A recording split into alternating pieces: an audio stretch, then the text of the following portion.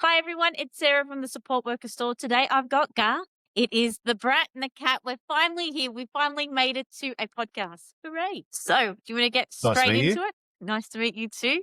Yeah, let's do it. We did it. Like, are you Melbourne based? No, I'm up in Newcastle in New South Wales. And you're just absolutely everywhere? Absolutely everywhere. Every time I talk to you, you seem to be on a flight somewhere and you're going there. So I feel you're very Australian wide. I think in the time, yeah, we are. I think in the time I've been talking, had a few conferences on and a few trips to Sydney and there and stuff like that. But yeah, I try to limit the travel where I can because I've got a young family here. So, we got a head office in Newcastle, but all our staff are spread out all over Australia. Yeah, tell me about a little bit more about your life. So you said you got a small family. Tell me more. Well, yeah. So I got two kids, 14 and 11. So my son's in year 8 at high school. My daughter's in year 6.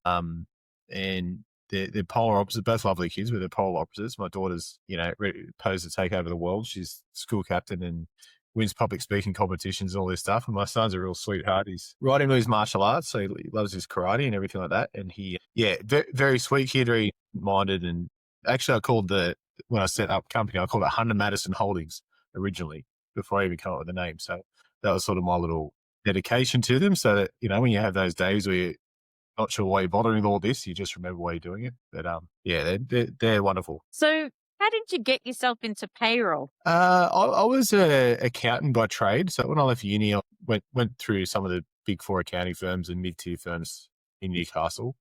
And I went to, I think it was like, I'm going to give you a long story here, but in around 2010, 2011, it was sort of when, so it was when a lot of the cloud apps sort of came along, like Xero was one of them, but there was a product called Sasu and all that sort of stuff. And prior to that, I was doing a lot of external audit.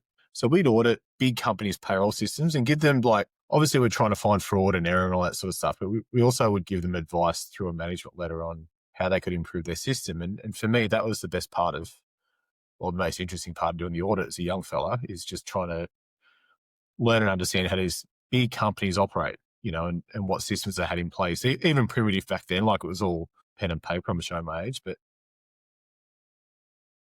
some system access stuff, but it was all desktop. And often the advice would be, look, you've got a good system, but you should really try to make sure that you're not trying to duplicate data from here to here. Try to see if you can integrate it and bring it all into one spot.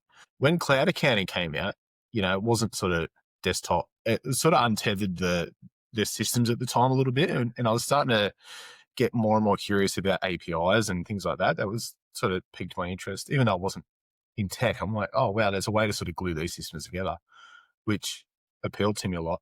And as time went on, I took the plunge and sort of around when my son was born, I took the plunge and opened up a little accounting practice and no clients. It was a crazy thing to do, but I used to just pound the pavement and go up and down the streets and try to find clients. And my idea at the time was I'd set up these cloud apps and run accounting for them or bookkeeping for them as a function within their business, right? Sort of like what we call a virtual CFO now. It's just not, that wasn't around or was around back then.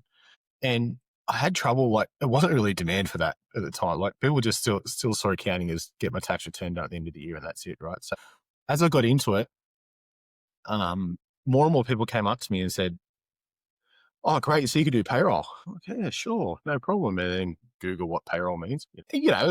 Hours times hourly rate, right? Sarah, how hard could it be? Couldn't be that difficult, surely. And you get into it and then you open up.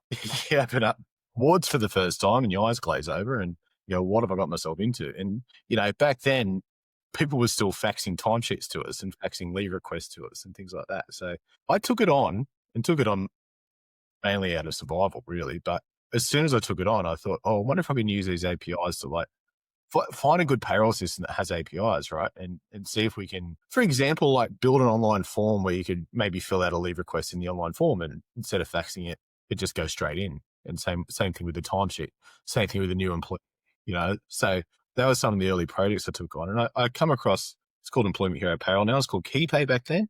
And came across that pretty early. They just gone to market and I was fascinated by it because when they first came out, the first thing they put in place was employee self-service, which meant that the employee could log in and do all these things themselves. Cut out that straight away, cut out those fax timesheets and leave requests and all those sorts of things we had to fill in ourselves. Just took that out of it. And that was great. And I just sort of got very nerdy about learning the back end of the system, like how APIs worked and all that sort of stuff. Fast forward a little bit, their product got better and better.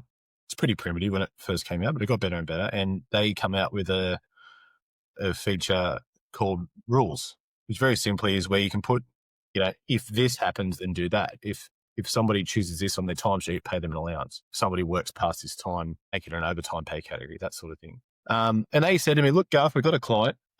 We want you to, we've only just released it. It was like 48 hours ago, we released this feature.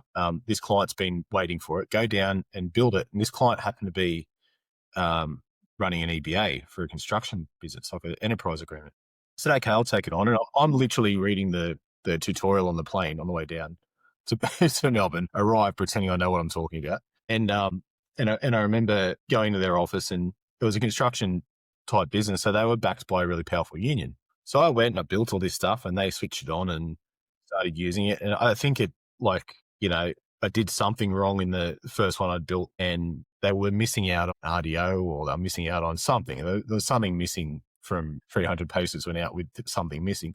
They all walk off site. And they sit in the shed and they say, we're going to sit in the shed with pay until this is fixed. So the client's screaming at me like, how could you possibly do this? So that was sort of my first experience. And we kept up with the changes in the system and got better at implementing it. And in the end, sold that practice and ended up working for KeyPay internally. And my job when I was there was to, I built all the award templates. A lot of the ones that still used today were sort of built in that era. So like if you went and downloaded Employment Hero Payroll now and downloaded, say, manufacturing or something in there, I built that at home in 2014. So that was my job. I eventually left there and opened PayCat, I think in 2018. And at the time, single touch payroll had just come in. I don't know if you remember that, but like all of a sudden we have to report pay events to the government. Yeah. And a lot of old systems that were around that were just sort of dinosaur systems, they were sort of shutting down because they're like, you know what, we can't be bothered making the investment we don't want to spend $1 million trying to integrate with the ATO. So we're just going to park this. And they wanted all their clients to move across to KeyPay. So I'm one of the few people out there that knew how to set up KeyPay for people. And I just put on LinkedIn and started getting a lot of work. So PayCat actually started as sort of me just doing freelance work from my garage in 2018. We'll talk about it more, but as more clients come in and more opportunities come in, I would say, all right, well, I can't do all this myself. So I'm going to bring somebody in. I'm going to take one of the hats off that I'm wearing and give it to that person, and take one of the hats off and give it to that person. PayCat now has 32 staff, and I most days are reasonably bored. I don't have too much to do anymore because I've allocated out all these hats over the years. But yeah, it's been a really interesting ride to go from that freelance model into what it is now. I've got to ask this because I do interview a lot of founders on this podcast. It sounds like you were actually quite curious. What sparked your curiosity when it began? Because it seemed like you upskilled yourself to learn new skills to be able to introduce it into an app form. Yeah. So obviously I didn't build it, just to clarify, I didn't build the app myself. It was much more clever people than me that built it, but I was very fascinated by it. And I'm the kind of person who likes to sort of look under the hood and see how things work. Break stuff. And, I probably, if I did my time over, I probably would have gone into engineering more than accounting, in hindsight. But I got into accounting because I was just fascinated by businesses. So it was the same curiosity there that led me into that profession. And, even in my early employees, that actually, because there's no real unfortunately, there's no real dedicated profession in our country for payroll. You can sort of do it through bookkeeping and accounting, and there's certifications and stuff. And there's movements of people trying to turn it into a profession, which I'm all for, a complete backing on, because payroll people are invaluable in our country. But you can't really find people from a degree, so you've got to go, well, what's the right fit, right? And when I was trying to find people that could do an implementation, for my first staff were actually like guys that had done engineering at university and stuff like that. So they've done like mechatronics. One of my first employees was a mechatronics engineer, Chris Davies. He still works for us now. And he brought along people that he knew through high school, like a high learning high school locally. A lot of his lot of his friends early on come along and started working for him in the garage. And we, at one stage, we got funny photos and stuff of us sitting around. A lot of those guys that still work for me were sitting in a garage in a dining table that hardly fit in the room.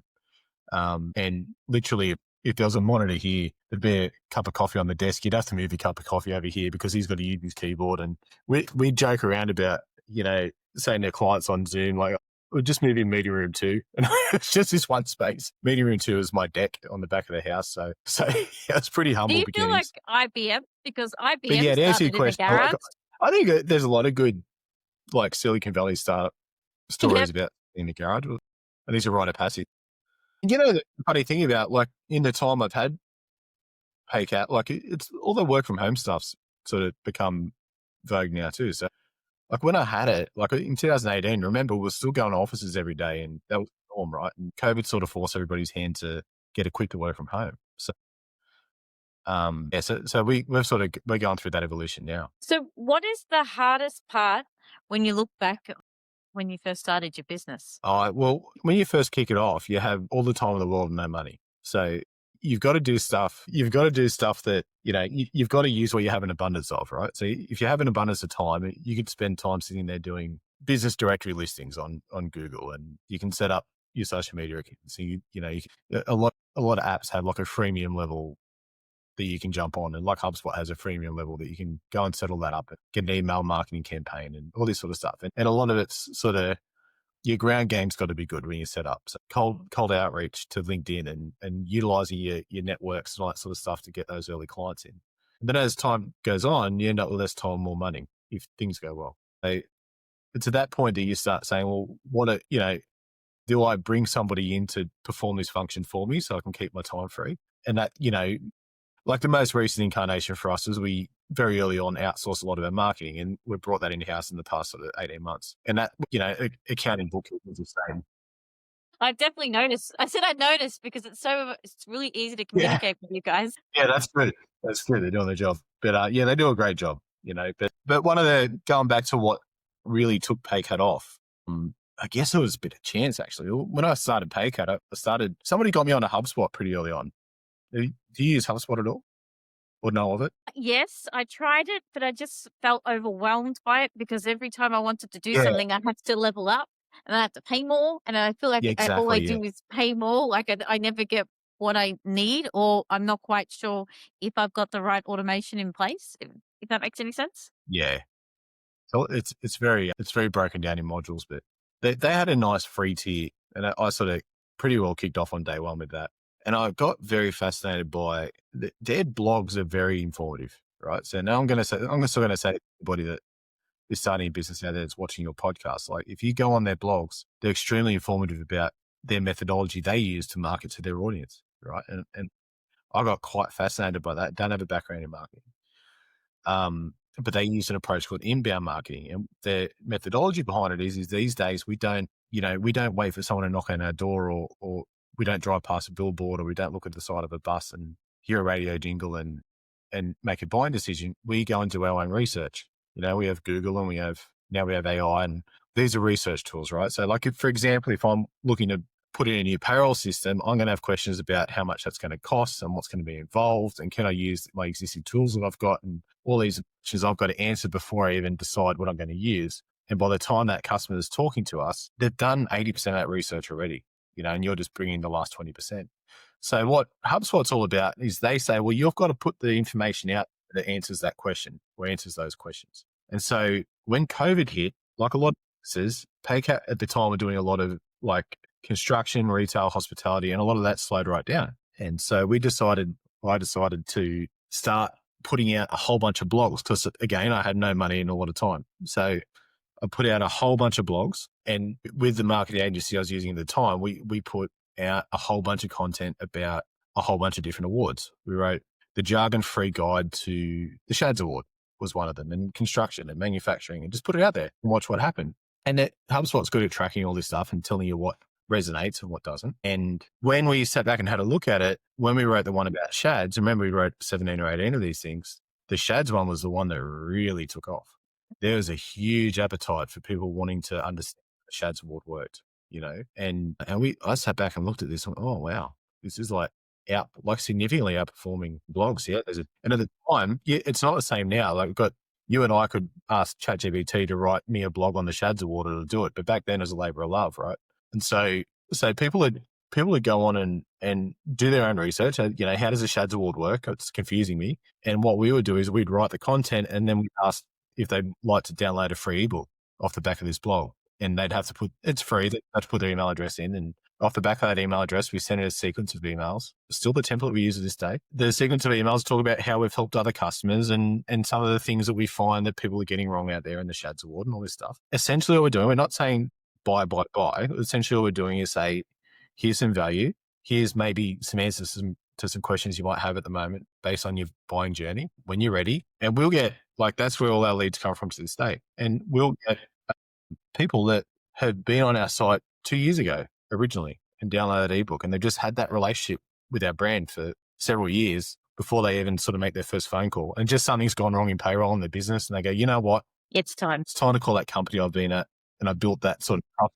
Yeah, exactly. So that's sort of how inbound marketing works, and it worked a treat for us. And of course, what we're seeing now is that we've got AI tools. People aren't using Google as much as they used to for research. They still are, but not as prevalent as it was during COVID. So we have to keep up with the times. We have to make sure that we're getting that link attribution in the AI tools now as well. So that's the new frontier. But yeah, it's a paint by numbers way to get business, but it worked. What are you most proud of with your journey with PayCat? Well, I think we've probably opened a business and ran it in the most turbulent time in recent history, right? Like you have to go back to the Great Depression. Don't be anything comparable. So the fact that we're here and we're, we've become as prominent as we are, and particularly in our space, gives me a great sense of pride. Who supported you the most when you first started PayCat? Good. Well, I've got to attribute my business partner, Martin Frappel, and I worked for a long time without pulling away. I've got to say, Marty has been absolute rock. Probably, I remember pulling in like $1,000 a month for a good 18 months around COVID, which is he's a family man as well, not a livable wage. Yeah. So I've got to pay huge tribute to him. I've got to pay huge tribute to Chris Davies, I mentioned before, and his two brothers work for me as well. Foundation employees and have worked for me through periods where there's more work to do than days in the week. They've worked for me for periods where there's no work and they've had to cut back to like 3 days a week, and they've gone, that's cool. And they've just sort of stuck with me, and they're in key positions now. So I've got some really, really good people around me. So if you could give your younger self a tip in business, what would it be? Are we hypothetically, is it now or is it? You do you, boo. You tell me which one. So I'm giving a piece of business advice to me, and it's 2025 and I'm starting PayCat. So how are we going to do it? What do you think? Go for it. I would say stick to your niche. Don't try to be too much for too many people. Stick to your niche. Yeah. Was that a lesson that you had to learn the hard way? Same question. I've got the same question. Yeah, trial and error. Yeah, trial and error. Like you start, when you start business, you just try anything and throw spaghetti to the wall and see what sticks. Mm-hmm. And then as time goes on, you just, somebody said to me once, in business, you can dig a wide hole very shallow or a narrow hole very deep. And I've found more success digging a narrow hole very deep. Yeah. So what about you, Sarah? What would you say? My biggest tip for younger self, do it sooner. Don't wait.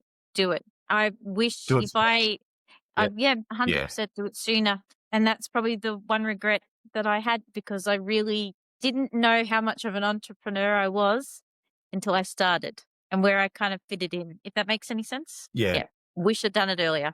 Yeah, for sure. And it probably resonates because I think a lot of us are perfectionists, right? And so perfectionism comes with procrastination sometimes, because you're like, I've got to wait till the moment's perfect or the opportunity's perfect or sometimes, like, even I told you the story about those blogs, right? The amount of spelling errors in version 1 of those blogs are incredible.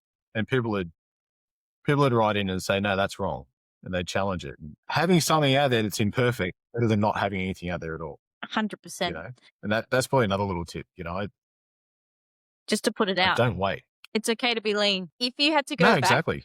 Yeah. Exactly. Yeah, I love that. If you had to go back in time, what was one of the biggest mistakes you made and what it taught you? But go back Yeah, definitely during like prior to PayCat, I think career took priority over health, and that like I've flipped that a little bit in the past year, but I've focused more on health than career this year. But yeah, like I picked up some health issues earlier when I was younger, and didn't prioritize getting the basics right, and everything else suffers. Is that So because your head was yeah, so in the so game? if I was to go back, yeah, I get hyper fixated on whatever I'm doing. So Am I talking to I think myself? maturity just teaches you to strike. I feel like I'm talking to the male version of I'm me. sure it resonates with a lot of people. Yeah, it's true, isn't it? Yeah, and do you know, Sarah, I think you'd like it could be a great it could be I sorry, I get might have it, cut you but off. if I no, I'm no, just saying all like good. If if I didn't hyperfixate on something, it would never have been built, or somebody else is going to build it anyway in a couple of years. So I might as well hyperfixate on it now, knowing, because I don't know about you, but my hyperfixation kind of brings me a bit of pleasure because I get to, like, oh, look at this, look what I've created on the first. How cool's this? Like, yeah, yeah, I understand that yeah, and you hyperfixation. probably I think a lot of entrepreneurs are the same, and yet you we're not people like we're people that have to force ourselves to find balance in things. Like if you said like for example, health, money, business, family, relationships are the 5 key pillars of life. I have a lot of trouble not just going, I'm just going to do this one over here.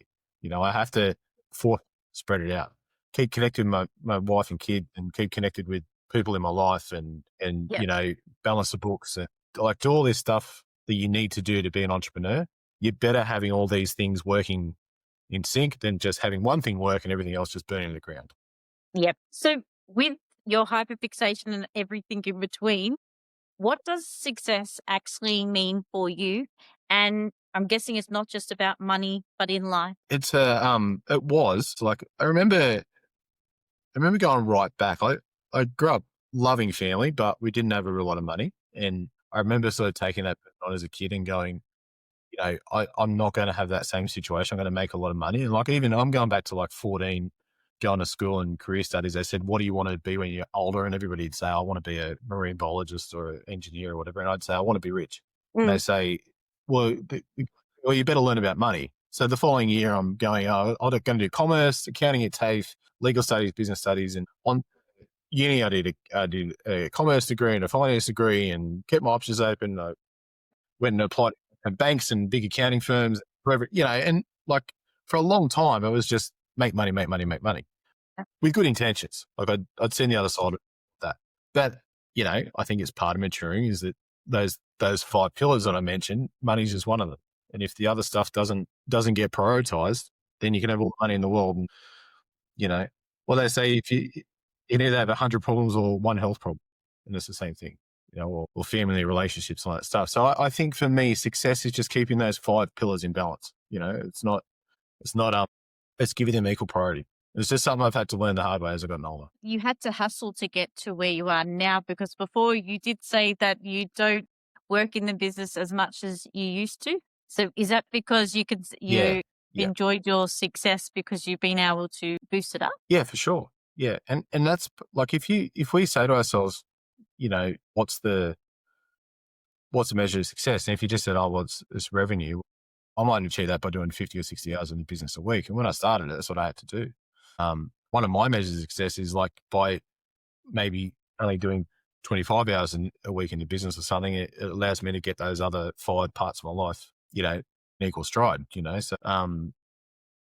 So I think, yeah, I would have given you a different answer 5 years ago, but I think success is just about working that balance of all those different elements of your life and making them all good and giving them all equal weight. It's kind of Yeah. cool that you're at that point. Yeah. That must be Yeah. quite It's different. satisfying. It's different Yeah. for sure. Satisfying? Yeah. It's satisfying, and it's definitely gives you a high sense of achievement that you can live this life, but it's also, I'm extremely grateful for it. It's not something I take for granted. PayCat's sort of been the enabler for that.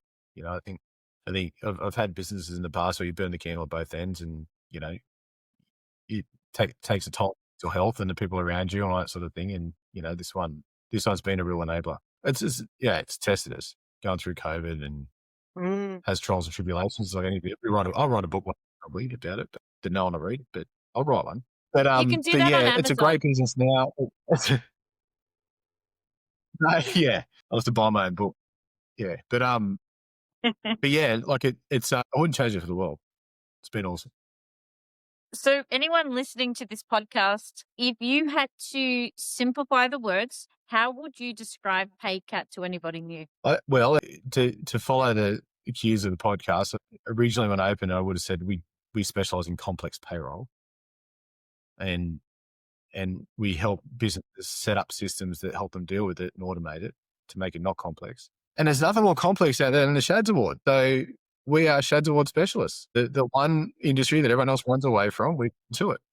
If you're an NDIS business, as you know, if you're an NDIS business or a you do aged care or disability care or home care or something like that, you fall under the SCHADS Award or one of those similar awards. You're up against one of the most difficult awards in Australia, and you have to pay compliant because margins are so lean.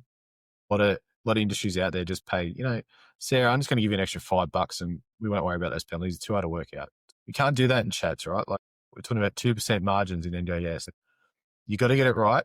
You got to do it quick, and you got to do it in a way that you can scale it. If your workforce grows from 6 people to 100, like a lot of them do overnight, all of a sudden you're back operating. You've got a huge workforce behind you, and you're dealing with one of the most complicated employment instruments in Australia. You call PayCat, we'll help it out. So that's sort of what I would say we're about. We're about helping businesses of any size deal with complex payroll.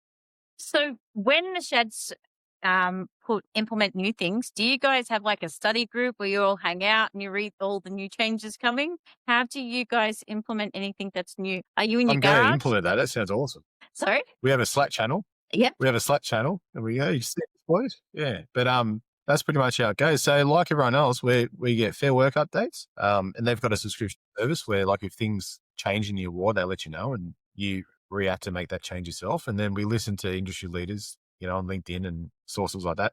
I give you like as an example, Fair Work in the course did a 180 on how you should deal with shift work either side of a sleepover.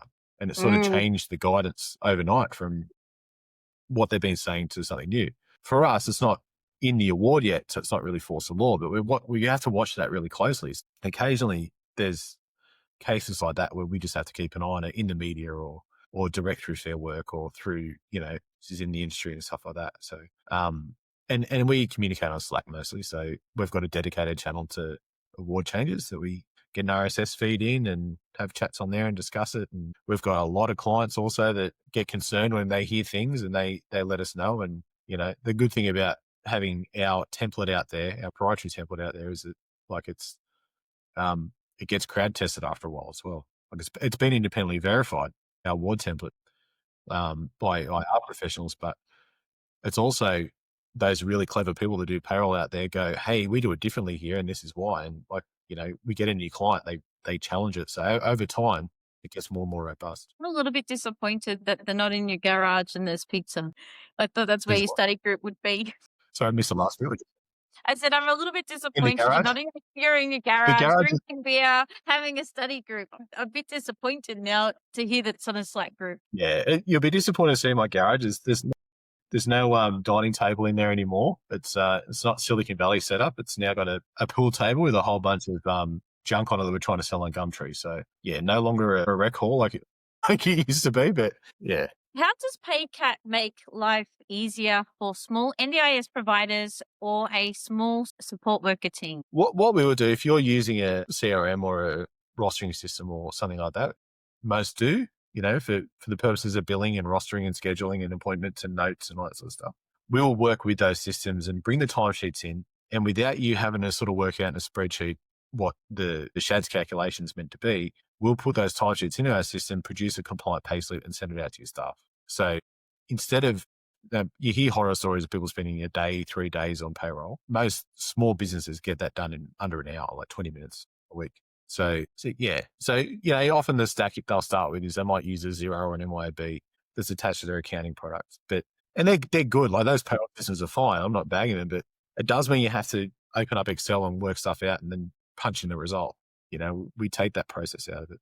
So, and plus, if it changes and when it changes, and it does, it changes at least once a year. We update those changes, and that propagates through to how you're going to pay as well. So, it just takes a lot of that compliance risk away from the business. Anyone starting out might be a bit nervous to approach PayCat to begin with because, when you're starting a new business, your overheads can be quite expensive. Is there ways for anybody that's watching the podcast or listening today that it defines like the different types of ways you could use PayCat for your business and the costings around it? Yeah, it's interesting you say that. So, yeah, right. Like, often it's the story that, you know what, let's go back to what we said before about I have all the no money and a lot of time. Well, if you only have 4 star, 5 star, maybe you can spend a bit of time in a spreadsheet and punch those calculations in and try to work out it's correct. And then go punch it in Xero or MYOB or whatever.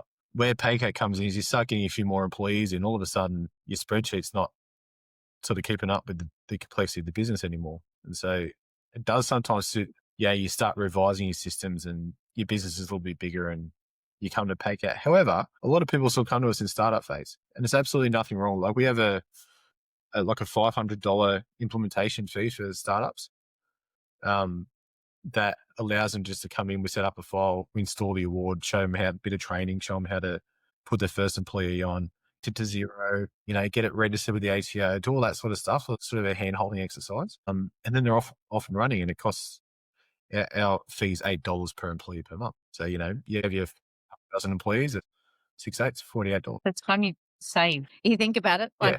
Time is money. Like the time you would save only $8 a month.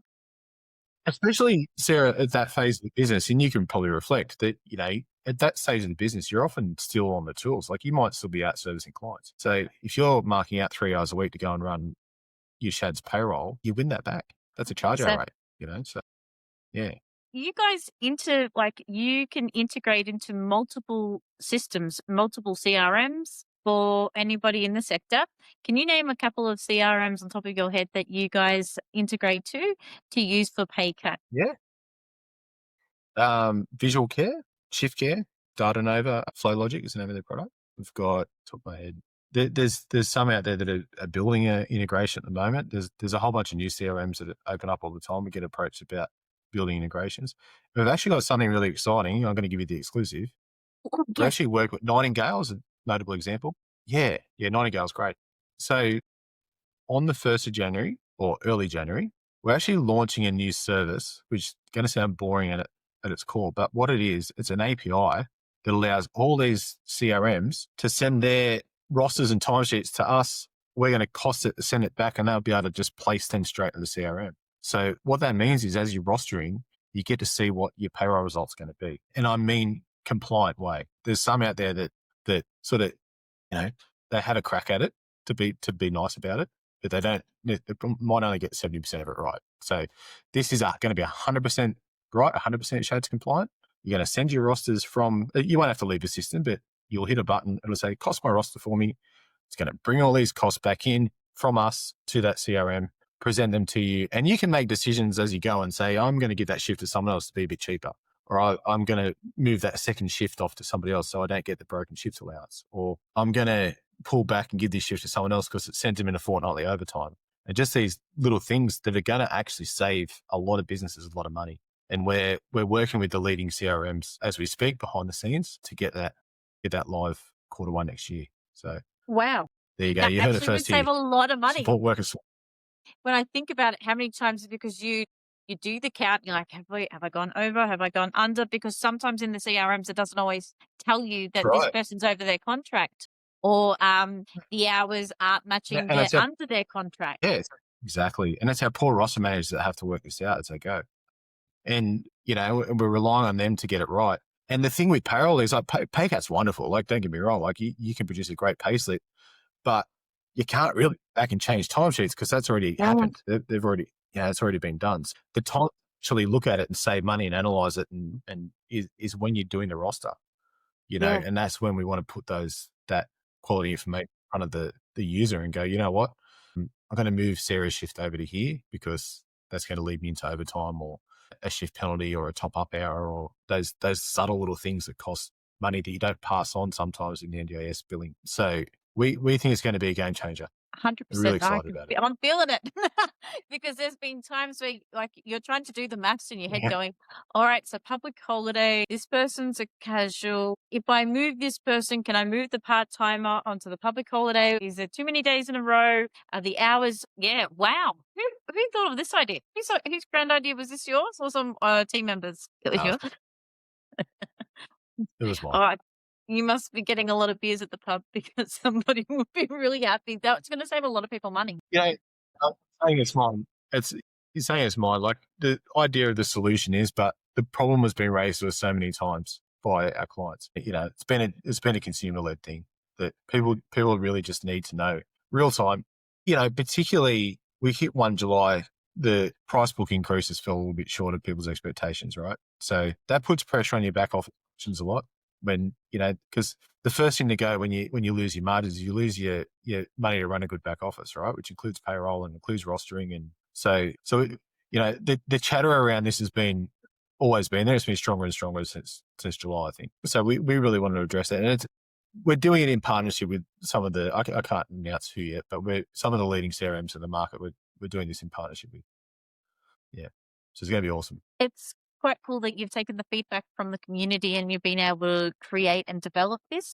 Is this something like, is it like feedback that is from a LinkedIn DM? Is it a message on Instagram? How do you get this feedback back from the people that we serve that, you know, like our CRMs, our organizations and providers, that this was something that they were looking for? Yeah, a lot of us one-on-one conversations we're having with clients, and you know, we have interactions with our clients all the way through their life cycle stages with PayCats. Everywhere from you know, in pre-sale, we're doing a demo and talking about what their pain points are and their requirements, and they'll bring it up there. And we go through onboarding and training and dealing with our clients, and we do check-ins with our clients after they've gone live with our system. So there's always talking points we're having with all the way through, and of course, just being in good partnerships with our CRM providers out there and talk to them about the challenges they have about trying to be award compliant and building an award engine into their product. And, you know, a lot of them openly admit they try, and it kind of like it's just I don't blame them. It's a bloody complicated award. So, you know, they do it with the best intentions, but it's very hard to sort of get all those little nuance bits right. So yeah, watch this space. Oh, I can't wait. Are you going to do like a big launch? Is everyone going to be in the garage? How does this work? I think so. Yeah. No, I promise we have a nice little workspace now in Newcastle. We might have a little clink a few cocktails. Yeah, I think the garage is locked from as a workspace now. So what is one feature in PayCat that you find that everybody loves the most? Award costing. Yep. Is it in seconds? Certainly. Yes. As soon as it is. Sub-seconds. Yeah. At the moment, we say you've done your timesheets in your CRM, like Nightingale, we'll import those timesheets in our system and start spitting out SCHADS compliant pay slips. And you wouldn't be able to make a cup of coffee in the time it takes for hundreds of calculators. And my favorite part is when we do demos early on and you're showing somebody that, and it's that aha moment. So, you know, we'll show them how to onboard an employee and how to log in and how intuitive it looks and all this sort of stuff. And as soon as you hit that, hey, look at all these costings, they go, oh my God, I spent hours doing that.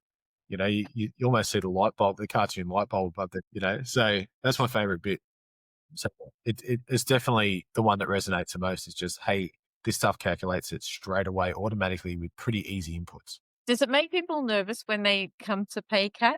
Because the idea of like their jobs changing, because PayCat is so quick and fast, where beforehand a lot of people were doing it on the Excel spreadsheet. Yeah, yes and no.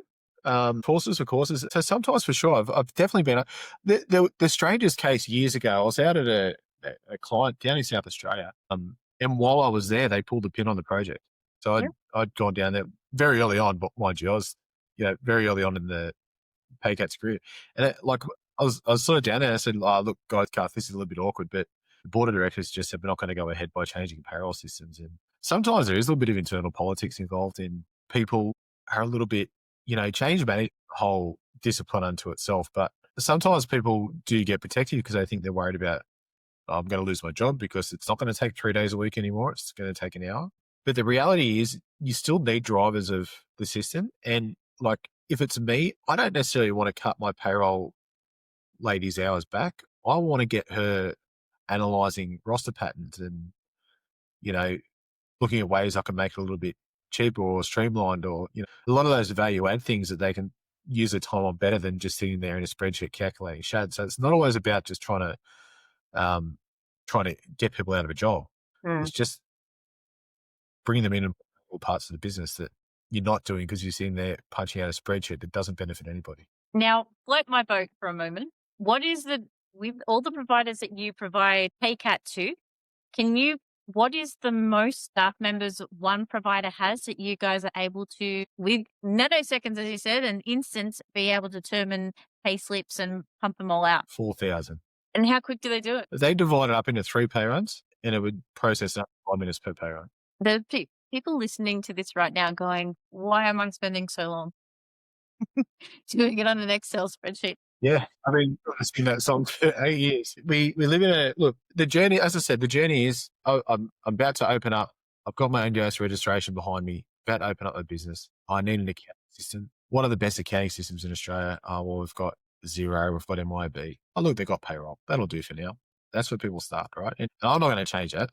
There's a big, powerful marketing machine behind that. And that's great. If you and I open a business and we had a couple of staff on a salary or a couple, a flat hourly rate, it's fine, good system. But the second you introduce SHADS compliance to those systems, you got to do it somewhere else. And it's just, people sort of don't get that straight away. They've got to go through that pain before they realize. So, as I said, there are some CRMs that make a okay effort to try to get that calculation in there. But at the end of the day, if you want something reliable, you've got to have something really robust behind you. It's not about the size of your workforce. It's about the complexity of the industry. Without ruining anyone's confidentiality, once you've had people come into PayCat, has they seen providers seen a significant change and difference in payments that they're no longer losing, or they are seeing where the holes are? Because money can be lost on payroll Sometimes. quite easily. Yeah. So there's two aspects to it. One is that they might have realized they've been underpaying. Yep. And on the dollars and cents version, underpaying your staff intentionally or unintentionally brings penalties for unfair work. It brings reputational risk to your workforce. Like, there's a study done that said if you pay your staff wrong twice, they start looking for another job. So if you like the price of ads on Seek, that's a good way of ramping that cost up and the recruitment cost. And it's hard to get staff in this industry, so you want to keep the good ones. You don't want to pay them wrong. That said, in most cases that I find, more than most, people genuinely want to pay their staff right. Yeah. Like, I don't think I've come across businesses that go, I'm intentionally trying to underpay my staff. What they're doing is they're getting the policies wrong, they're getting the interpretation of the award wrong, and potentially underpaying their staff. Then there's another version of it where they're overpaying their staff. 2 reasons why they might be doing that. Again, they might be interpreting something wrong and paying too much, and they're going to save money by introducing PayCat. The second version of it is that this is too damn complicated, so I'm just going to pay overs. And we have a habit of doing that in Australia. We have the construction industry's killer for it. Construction industry, you hop on one leg and turn around 3 times, you get an allowance, right? The people in the construction industry say, don't worry about that. I'm just going to pay $50 an hour. Don't worry about all this other stuff. But just $50 an hour. I'll give you a bit of overtime for a week. That's it, right? You work a public holiday, you work over Easter, and all of a sudden you're underpaying your staff because even though you're overpaying them, you don't actually realize that the amount they're meant to get under the award's higher. So you run that risk with overpayment. And also, you are still required once a year to check it and go, well, what should have this person got if they're being paid under the award, and have they been paid enough, and reconcile that. So you're not really, the award actually says this is the minimum amount you're meant to pay your employee. I hate to say it, you've got to stick to your minimums in this industry. Yep. Now more than ever, you have to pay minimum rate. Like, if you try to pay overs, you're eating into your margin, and there's not much margin. So, if you want to run a lean ship, you've got to pay your staff right. If anyone's looking to use PayCat as a service after listening to this podcast, what is the best way for them to contact you guys? Is it your website, email, phone call? Yeah, website's great. You can jump on our website and book a demo. It's probably the best way to do it. There's on the homepage, go book a demo. Also have a look at some of we've got, even, I'll send you a link if you like. We've got some really good, like I mentioned, blogs and resources and stuff like that, just that you can get for free. You can download and read through and just cross-check against what you're doing at the moment. It's a good place to start, even before you call us. and there's payday checklists and stuff like that in there that you can use. So I'll send that through to you if you're listening. 100%. And by all means, call. We're old school. We actually answer the phone still. Give us a call. Even we actually have phone support. You don't hear about that much anymore, do you? Phone support, the software. I like the phone But call. we do. I'm a caller. I'll admit that. I love calling people over an email any day of A the lot of people week. do. It's first name basis stuff. Hey, how's your weekend? And it's like you get to know your Me clients. It's actually again. pretty good. Yeah. So to bring this home, where do you see? Oh, there's a big one. You ready for it? Where do you see PayCat in 10 years' time? I'd like to think that we have the majority market share in the industry for SCHADS, the NDIS care space. Yeah. I don't think it'll take 10 years. I'd like to see it. The costing's being used in every major CRM in the market. And the other thing I'd really like to do is just as we get bigger and we get our technicals out more and more, I sort of want to build a community. And this is part of why going on the podcast is really important. Like build a community for people in our industry that do payroll, that deal with these challenges every day. Yeah. They can talk to each other, not just to us, but talk to each other. Yeah, there's some of the things places I'd really love to see PayCat go in the next period of time. But look, who knows? We always have to stay agile, and NDIS businesses have to stay agile as well, because there's never changing landscape, and you just have to move with time. So we need to see what impact AI is going to have on the apparel industry as a whole, and what Fair Work are going to do with making it more complicated or more simple in the future, and all those sorts of things as well. But yeah, continue to be adaptable. You mentioned community, so you've got me thinking. You've got to wear your bag of fruits soon because you're going to an award ceremony, and you guys are the sponsor. Yeah, Yeah, we'll chat after we this. are. You got to be down there as well. Tell me more. You guys are sponsoring. What part are you sponsoring? The Changemaker Award, I think, is our category, which I thought was sort of most fitting for business transformational change as people go through it. Yeah, looking forward to it. Is that the one night a year I wear a suit. Is this the first time you have been a sponsor for an event? Yeah, congratulations. First time. Do you see you guys First doing time. more of Thank that in the you. future? First time being down there. I'd love to. Those nights are just like a fun, let your hair down way of getting to know the industry a bit better too. So, Yeah. if you're listening to this and you see me do awards night, come introduce yourself and say hello. But yeah, we've been to a few conferences and they always put on the evening soirees and all that sort of stuff. And people just get relaxed to those things. And you're asking before where you hear about the challenges people have. Often it comes from just one-on-one chats. So really looking forward to it. Right. Well, that's anything else that I've missed or we need to talk about PayCat? No, you've come up with really great questions for me. You stumped me on a few, which is good.